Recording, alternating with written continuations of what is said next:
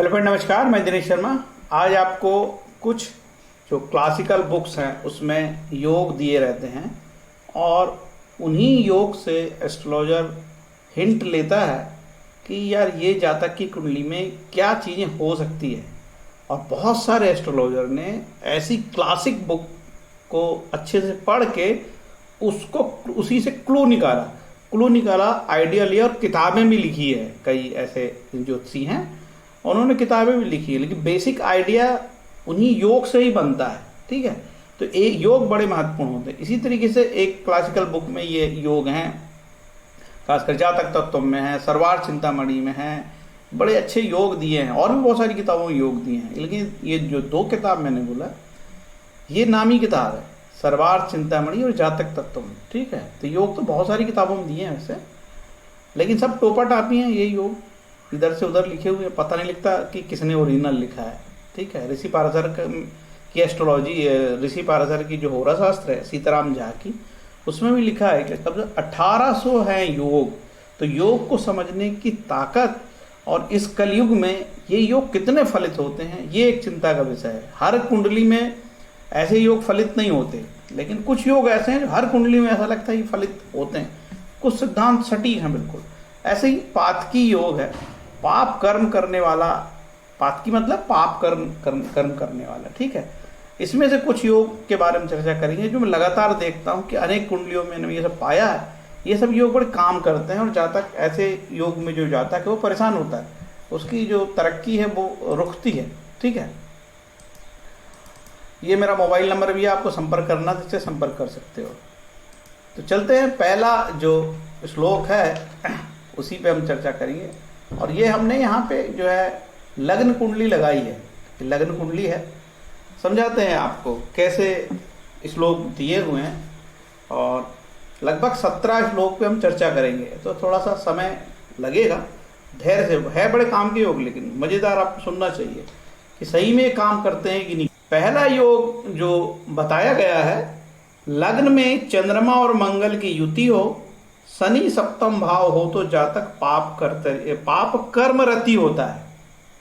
तो इसमें बोला है कि पहले योग में चंद्रमा और मंगल की युति हो। ठीक है, तो चंद्रमा और मंगल की युति हो गई और शनि जो है सप्तम भाव में हो। ठीक है, सब लग्न में चंद्रमा और मंगल की युति हो, शनि सप्तम भाव हो तो जातक पाप कर्म रति होता है। चंद्रावंगे सनो धूते पातकी। अब इसमें ये जो लग्न है ये पहला भाव है। ठीक है, ये दूसरा, ये तीसरा, चौथा, पांचवा, छठवां, सातवां, आठवां, नौवां, ये तो आपको मालूम होगा, इतना तो आपको मालूम होगा ही, आप देखते हो वीडियो ज्योतिष के। तो ठीक, ऐसे में योग में यहाँ पे कुछ नहीं लिखा है कि कौन सा नीच का होगा, उच्च का होगा, अस्त होगा, कौन सी राशि का बैठा होगा, ऐसा कुछ भी नहीं है। योगों की यही विशेषता है, शास्त्रीय ग्रंथों में वो कुछ भी नहीं लिखते, बस यही लिखते हैं कि चंद्रमा मंगल लग्न में हो, शनि 7वें में हो तो जातक पाप कर्म रति होगा। कैसा, किस स्तर का पाप करेगा हमको नहीं मालूम, क्योंकि योग लग्न से और सप्तम भाव से बन रहा है। तो अपने सप्तम भाव जो है दशम से दशम है, और 7वां भाव व्यापार है, पार्टनर है, और भी बहुत सारे कारकत्व है। इनसे पत्नी है, इनसे रिलेटेड मैटर पे कुछ बात हो, ओवरऑल उसका व्यक्तित्व ऐसा हो जो चीटर हो, झूठ बोलता हो। ठीक, ये तो पहला हो गया। अब आगे चले, दूसरा जो बोलता है, दूसरा कहता है कि लग्नेश भौम से युक्त हो और पाप युक्त चंद्रमा सठ भाव में स्थित हो। अब ये लग्नेश हम देखते हैं, ये जो भाव है लग्न का भाव। ठीक है, ये लग्नेश मंगल से कहीं पे भी युक्त होना चाहिए, कहीं पे भी युक्त होता है मंगल, लग्न और मंगल कहीं पे भी ये एक साथ हो सकते हैं। ठीक है, इसमें ये नहीं कहा है कि दृष्टि, बोला है कि लग्नेश और मंगल की युति हो और पाप युक्त चंद्रमा छठे भाव में हो। तो मंगल और लग्न की युति हो, कहीं पे भी हो सकती है युति, यहाँ पे भी होगी लग्नेश के साथ, है ना। इसको लग्न मतलब ही लग्नेश है ना, लग्नेश समझना इसको, इसकी युति और चंद्रमा छठे भाव में हो। ये मंगल कहीं पे भी हो सकता है यहाँ, ठीक, लेकिन वो लग्नेश के साथ होना चाहिए, पहले लॉर्ड के मालिक के साथ होना चाहिए। ठीक है, तो ये हो गया कौन सा योग, पाप कर्म करने वाला योग है। अब कहता है साहब, आगे बढ़ते हैं। अच्छा, चंद्रमा, यदि कहा है कि चंद्रमा जो है पाप युक्त चंद्रमा, तो पाप युक्त चंद्रमा ये भैया देख लो, शुक्ल पक्ष की प्रतिपदा से शुक्ल पक्ष की 10वीं तक मध्यबली चंद्रमा, शुक्ल पक्ष की 10वीं से कृष्ण पक्ष की 5वीं तक पूर्णबली चंद्रमा, और कृष्ण पक्ष की 6ठी से अमावस्या तक निर्बली चंद्रमा, ये पाप वाला चंद्रमा हो। ठीक है, अब आगे ये इस पे चर्चा होगी, नेक्स्ट पे हम चर्चा करते हैं। इसके बाद बोलता है कि सूर्य और, कहाँ गया वो, हाँ, इसके बाद बोलता है कि सूर्य और चंद्रमा यदि एक ही राशि अंशों में स्थित हो, पाप ग्रहों से युक्त हो, तो जातक पापी होगा। सूर्य और चंद्रमा यदि एक ही राशि अंशों में स्थित होकर पाप ग्रहों से युक्त हो तो जातक पापी होगा। अब ये सूर्य और चंद्रमा एक साथ हो कहीं पे भी, ठीक है, ये दोनों एक साथ हो, और ये दोनों चंद्रमा कहीं पे भी हो सकते हैं यहाँ पे, ठीक, और कहीं पे भी होने पर भी इसमें और पाप ग्रह आ जाएं, ठीक है, पाप प्रभाव हो जाए, इसमें शनि भी घुस जाए, शनि की दृष्टि हो जाए, मंगल आ जाए, तब होगा जातक पाप कर्म का भागी होगा। सूर्य और चंद्रमा यदि एक ही राशि अंश में स्थित होकर पाप ग्रहों से युक्त हो तो जातक पापी होगा। ठीक, अब बोलता अष्टम भाव, अब आगे बोलता है, अष्टम भाव का स्वामी लग्न में हो, अष्टम भाव का स्वामी नवम भावगत हो तो जातक पातकी होगा। ये अष्टम भाव का स्वामी ये है, यहाँ पे अष्टम भाव ये है, यहाँ ये अष्टम भाव तो ये कहलाएगा, ये वाला अष्टम भाव कहलाएगा, ठीक है, ये अष्टम भाव, यहाँ का मालिक यहाँ पहुंच जाए तो जातक क्या कहलाएगा, जातक कहलाएगा पातकी, पाप कम करने वाला। फिर बोलता है साहब कि जो है ना, एक और युति है इसकी, नवम का मालिक भी अष्टम में आ जाए, ठीक है, तो भी पाप कराती है। अब इसमें एक कुंडली में उदाहरण से बताता हूं, ठीक है, ये जातक की कुंडली में देखो, इसका जो बुध है यहाँ आ गया है, ठीक है, ये जातक की कुंडली में बुध जो है, नवमेश बुध अष्टम में आ गया, और अष्टम का मालिक उसमें आ गया। तो शास्त्रों में लिखा ऐसे योग को खल योग बोलते हैं, ठीक है, और इस जातक का नवम से पंचम राहु भी है। एक जगह ये भी लिखा है कि नवम से पंचम में पाप ग्रह हो, नवम से नवम में पाप ग्रह हो तो जातक जो है अनफॉर्चुनेट वाला होता है, उसका लक फैक्ट साथ नहीं देता, ठीक है। तो ये बुरा योग इस कुंडली में बना, ठीक। अब आगे चलते हैं। तो मैंने दोनों को बता दिया कि अष्टमेश और नवमेश का आपस में राशि परिवर्तन खल योग कहलाएगा, या दोनों में से एक में कोई भाव में बैठता हो, ठीक है। सूर्य चंद्रमा का भी बता दिया। अब और बोलते आगे चलते हैं। सूर्य और मंगल की युति भी जातक को पाप कर्म में निरत करती है, ठीक है। ये 11 नंबर का श्लोक है। अष्टमे से, हाँ, भौम का और कर्तो पात की, सूर्य और मंगल की युति भी जातक को पाप कर्म में निरत करती है, ठीक। अब ये सूर्य और चंद्र की युति ये नहीं बोला कि कहाँ होगी, कहीं पे भी हो सकती है युति, ठीक है, कहीं पे भी युति हो सकती है, इसमें कोई बात नहीं हुई किस राशि में है, अस्त होगा, नीच होगा, कितने अंश होगा, कितने राशि में बाल होगा, वृद्ध होगा, किस अवस्था का, कुछ बात नहीं, ठीक। इसके बाद बोलता है कि चतुर्थ भाव या उसके स्वामी पाप ग्रहों के मध्य स्थित हो अथवा पाप ग्रहों से दृष्ट हो तो जातक पापी। अब ये चतुर्थ, फोर्थ, ये चतुर्थ भाव है, फोर्थ हाउस है, ठीक है। चतुर्थ भाव या उसके स्वामी, कई बार चतुर्थ भाव का स्वामी यहां जाता है, चतुर्थ भाव का स्वामी यहां जाता है, ये भी अनफॉर्चुनेट बताता है, ठीक है। चौथे भाव का स्वामी यदि अष्टम में आ गया तो वाहन दुर्घटना का योग, ठीक। अब आगे बढ़े, चौथा हो गया। इसके बाद है साहब, चतुर्थ भाव में पाप ग्रह स्थित हो, ये लो चतुर्थ भाव में और भी आ गया, शनि भी आ गया, पाप ग्रह स्थित हो तो जातक पाप की। चतुर्थेश निर्बल हो, चतुर्थ भाव में पाप ग्रह हो और चतुर्थेश निर्बल होकर गुलिक से युक्त हुआ। गुलिक एक छोटी सी गणितीय विधि से गुलिक निकाला जाता है, इसका वास्ता शनि से, कोई कहता है कि शनि का बेटा है, ठीक है। तो गुलिक यदि चौथे भाव में हो या गुलिक यहां से देखता हो 10वें भाव से तो जातक पापी। अब फिर बोलता नवम भाव में पाप ग्रह स्थित हो तो जातक पापी। ओ, बढ़ती जा रही बात तो यार। अब ये नवम भाव है, अब ये नवम भाव, यहाँ पे मंगल आ गया, यहाँ पे शनि मंगल, और दो और सूर्य भी आ गया, पता लगा, चलो शनि राहु आ गए यहाँ पे, ये शनि को हटा देते हैं, हटो चलो, हाँ शनि ये सब आ गए, तो क्या होगा, जातक क्या क्या लिखा है, जातक पापी होगा। मैं एक भी शब्द अपने मन से नहीं बताता, जो लिखा वही बता रहा हूँ, क्योंकि लोगों को बड़ा खराब लगता ना, हमारी कुंडली में ऐसे योग कैसे हो गई है, हम नहीं जानते कैसे आ गए है, वो जातक लिख, जिसने किताब लिखा उससे पूछो, ठीक है। 50 प्रकार के कर्म होते दुनिया में, पूर्व जन्म के कर्म सुना है कि नहीं ना, इस जन्म में तो साधु हो, अगले जन्म में कुछ रहे हो गए आप तो लफड़े होते हैं। नवमेश पाप युक्त हो, क्रूर सट्यांश में स्थित हो तो, अथवा पाप ग्रहों के मध्य स्थित हो तो जातक पापी। नवमेश नवम भाव का स्वामी, नवम भाव का स्वामी कौन सा है, ये नवम भाव है, ठीक है, ये वाला भाव नवम भाव कहलाएगा, ठीक है। ये यहाँ का स्वामी पाप युक्त हो, यदि नवम भाव में पाप ग्रह बैठे हो। क्रूर सट्यांश क्या होता है, क्रूर सट्यांश बताता हूँ। देखो D1 से लेके D16 तक कुंडली बनती है और D60 तक कुंडली बनती है, 16 कुंडली होती है। तो D16 के ऐसे होते हैं, समझ गए, ये ऐसे, यदि आपका शनि 0 डिग्री का हो और सम राशि में हो, मतलब तो सम राशि कौन सी होगी, मकर राशि में हो, तो इंदु रेखा में आएगा, इंदु रेखा शुभ होती है। तो ऐसे 60 सट्यांश होते हैं, ठीक है, उसमें से 33 शुभ होते हैं, 27 अशुभ होते हैं, और एक को सम माना लिखा शास्त्रों में, सम। ये बहुत काम आते हैं एस्ट्रोलॉजी में फलित देने में, इसलिए पुराने एस्ट्रोलॉजर अपनी ट्रिक को जानते थे और सटीक फल देते थे, ठीक है। अब किसी का राहु प्रवीण में होता, अरे वो ऐसा चालू आदमी निकल जाएगा, यहाँ एक्सपर्ट सब काम कर लेगा, ठीक है। किसी का सौम्य हो ग्रह तो सौम्य होगा व्यक्ति, किसी का काल रूप हो तो उत्पात करेगा, कोई उत्पात है, वंशक्षय, देखो वंशक्षय बोलते हैं ना कि कई लोग कुलनाश भी है, देखो कई लोग ऐसी हरकत करते हैं कि कुलनाश हो जाता है। अभी आपने देखा होगा कि एक व्यक्ति ने एक ट्राइबल के ऊपर मूत दिया है ना, तो कुलनाश ही हो गया, कुल उसके कुल को बदनाम होना पड़ा, और उसके घर भी बुलडोजर चल गया उसके, क्योंकि उन लोगों ने तो कोई गलती नहीं करी थी, ठीक है।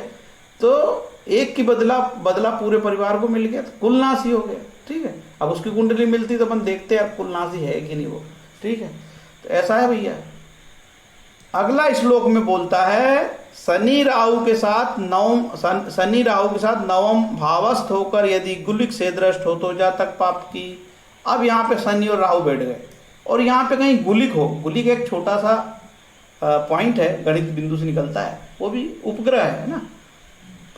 अब गुलिक कहाँ से देख सकता है, गुलिक की दृष्टि 7वीं होगी, तीसरे भाव में गुलिक हो और यहाँ पे नवम में गुलिक हो, तो ये सूत्र लागू होगा। तो ये जातक क्या होगा, जातक पाप हो तो जातक पापी होता है, सीधे सीधे लिख दिया यार, कोई दया दृष्टि नहीं शास्त्र में, पापी होगा। आगे बोलता है राहु से युक्त चंद्रमा, राहु से युक्त चंद्रमा कहाँ है, ये है राहु से युक्त चंद्रमा। पाप ग्रहों, आप राहु से युक्त चंद्रमा पाप ग्रहों तथा बृहस्पति से दृष्ट हो।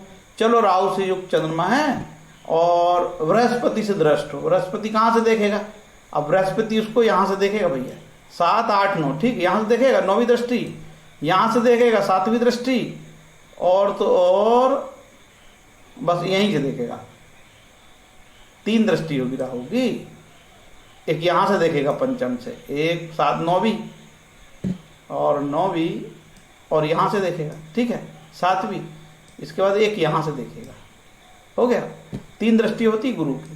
तो चंद्रमा राहु कहीं पे भी हो, कहीं पे भी हो चंद्रमा राहु, ठीक है, और गुरु से दृष्ट हो, ठीक, गुरु कहीं से भी देख सकता है, गुरु यहाँ से भी देख सकता है, यहाँ से भी देख सकता है, गुरु यहाँ से भी देख सकता है, समझ गए। चंद्रमा राहु एक साथ हो और गुरु से दृष्ट हो। अब ये नहीं बताया कि किस भाव में हो, कहीं पे भी हो, ठीक हो गया। अब राहु से हो गया, इसके बाद तो क्या होगा, जहां तक अति पापी होगा, राहु चंद्र में अति पापी लिखा भैया, राहु युक्त चंद्रमा पाप ग्रहों तथा बृहस्पति से देखा जाता हो। एक और चीज बता दूं, राहु युक्त चंद्रमा गुरु से भी देखा जाता हो, और शनि महाराज भी कहीं उसको यहाँ से काड़ी कर रहे हो, यहाँ से 3री दृष्टि, यहाँ से 7वीं दृष्टि, यहाँ से 10वीं दृष्टि, शनि की 3 दृष्टि यार कहीं से ही पड़ जाती है, ठीक है। या मंगल देखता हो, कहीं पता लगा या मंगल भी घुस गए हो, ठीक है, मंगल यहाँ से देखते हो, यहाँ से मंगल देखते हो, तब तो भैया जातक अति पापी। फिर बोलता है सप्तम भाव में सूर्य और चंद्रमा की शनि से दृष्टि। चलो कहाँ निकालें सप्तम भाव? सप्तम भाव ये हो गया सप्तम भाव, ये सप्तम भाव हो गया, 7th हाउस हो गया। ठीक है, सप्तम भाव में सूर्य और चंद्र। कहाँ है यार मेरा सूर्य? सूर्य सूर्य ये चंद्रमा ये है। ठीक है, सूर्य कहाँ से लाऊं? हाँ,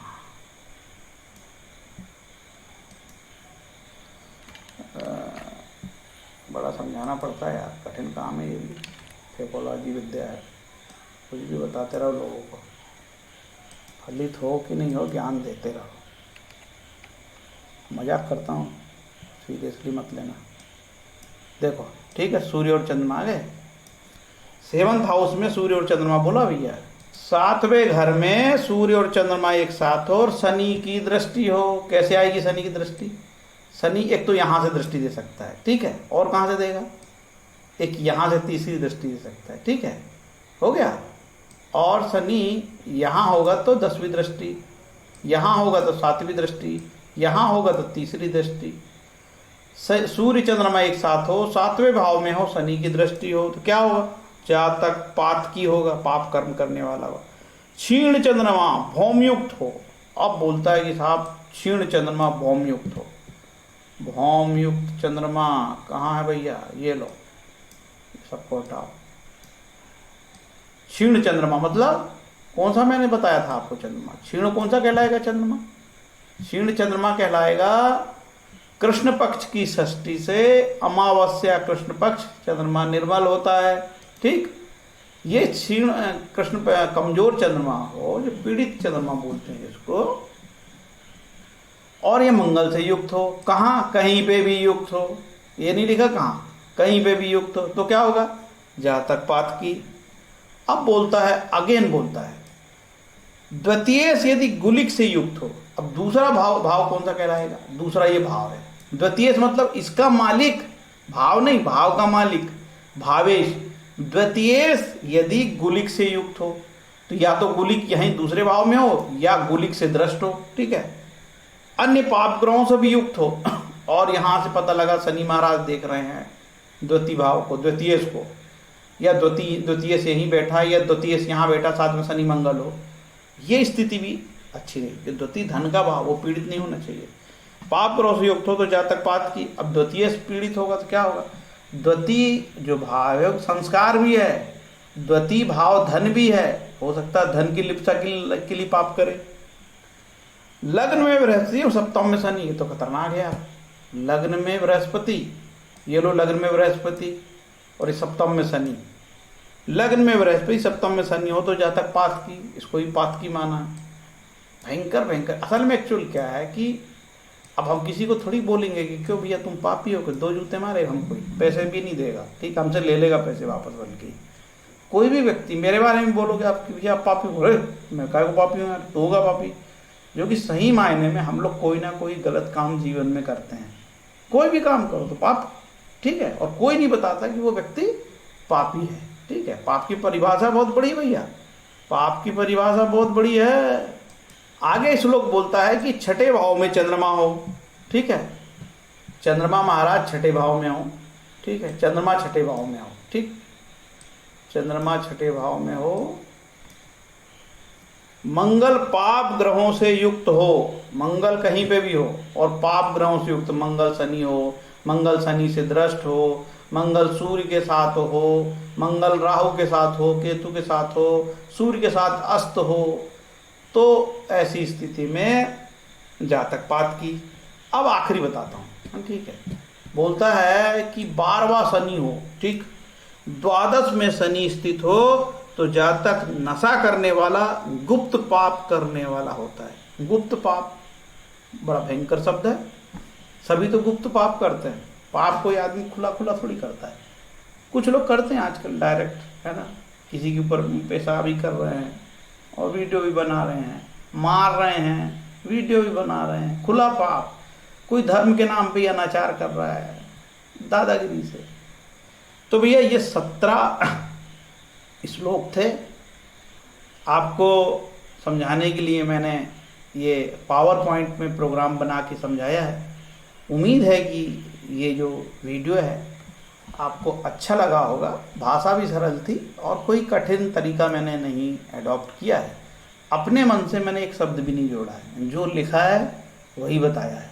ठीक है, इन सब में हमने कई बार देखे, खासकर नवमेश का, नवमेश यदि पीड़ित होगा तो जब तक अनफॉर्चुनेट होगा, हम लोग क्या बताते हैं लोगों को, अनफॉर्चुनेट होगा मतलब बड़ी कठिन मेहनत करनी पड़ेगी तब सफलता मिलेगी। सफलता मिल जाएगी तो बीच में फिर प्रॉब्लम हो जाएगी, सफलता मिल के असफलता मिल जाएगी, काम बिगड़ जाएंगे, संघर्ष बहुत रहेगा जीवन में। इस तरीके से 9th का प्लानेट नवमेश पीड़ित होने से, भाग्येश पीड़ित होने से, चतुर्थेश पीड़ित होने से तकलीफ हो जाती है, सुख में कमी आ जाती है। तो इस प्रकार से ये वीडियो पातकी वाला आपको समझाया। उम्मीद है आपको समझ में आया होगा। और वैसे मैं अपने वीडियो में कभी नहीं बोलता कि लाइक कर देना, कमेंट कर देना, शेयर कर देना, बिल्कुल नहीं करना। हम भले और आप भले घर में। जय श्री राम।